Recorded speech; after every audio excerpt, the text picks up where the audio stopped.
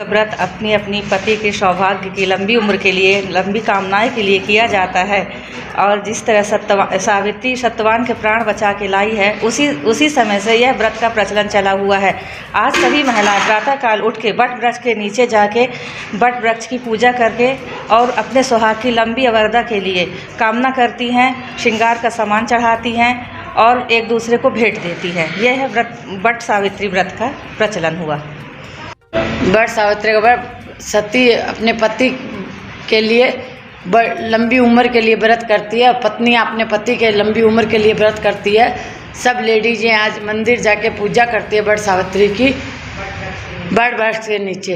इसका प्रचलन कब से चालू है? इसका प्रचलन जब से सती ने अपने पति की लंबी प्राण बचाए थे उसे यमराज से, तब से प्रचलन चल रखा है।